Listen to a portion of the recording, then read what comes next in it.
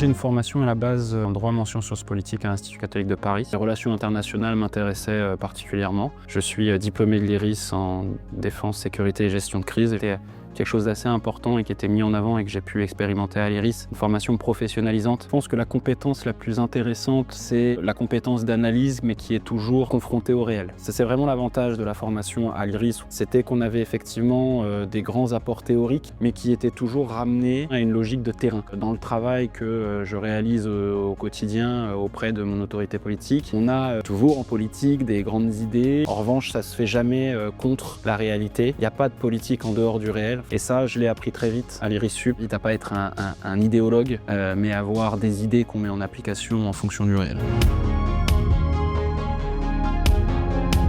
C'est quelque chose d'intéressant parce que je pense que l'un des moments clés de mon parcours professionnel, c'est jouer dans la rédaction de mon mémoire à l'IRIS. Après l'IRIS, j'ai travaillé au ministère des Armées et puis ensuite j'ai travaillé dans le privé, dans une boîte de lobbying et de gestion de crise qui s'appelait VSOLIS. Mais ce qui m'a permis d'entrer en politique, c'est tout le travail que j'ai fait à l'IRIS d'apprentissage sur les questions de géopolitique dans le Pacifique océanien. Ce travail que j'avais entamé dans le cadre de mes recherches à l'IRIS, c'est des recherches que j'ai continué à faire de mon côté. Et c'est par ce biais-là que j'ai commencé à travailler pour tout un tas d'acteurs dans la région et ensuite plus précisément pour Sonia Backès. Ma formation m'a été très utile parce que ça me permet aujourd'hui d'accompagner les décideurs avec une corde à mon arc que peu de gens ont, et la compréhension des relations internationales. J'ai la chance de pouvoir produire de l'analyse et donc de pouvoir accompagner mon autorité politique dans sa prise de décision sur la base de questions qui sont quand même très complexes.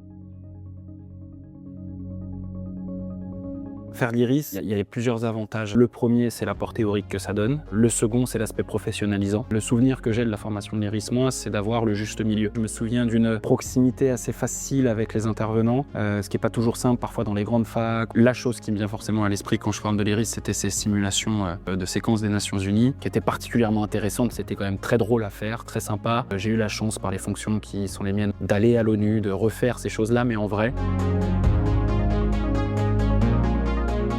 Il n'y a pas grand monde qui vous attend dehors en fait. Ceux qui travaillent, ceux qui prennent le temps de faire des rendez-vous, de créer leur réseau, de lire, de s'intéresser et de travailler plus que les autres, à la fin ils ont gain de cause tout le temps. Quand vous avez l'occasion de faire des stages, faites-en. Plus vous faites de stages, plus vous savez ce que vous ne voulez pas faire. Il faut utiliser les alumni comme nous parce qu'à un moment donné on est sur des postes où effectivement on peut parfois prendre des stagiaires ou conseillers, surtout arrachez-vous parce qu'en fait c'est le seul moyen de vous éclater derrière. C'est parfois dur, par contre une fois que vous êtes dans le taf que vous aimez faire, tous les jours quand vous vous levez le matin c'est quand même beaucoup plus simple quand vous dites « ok, je fais ce que j'aime ».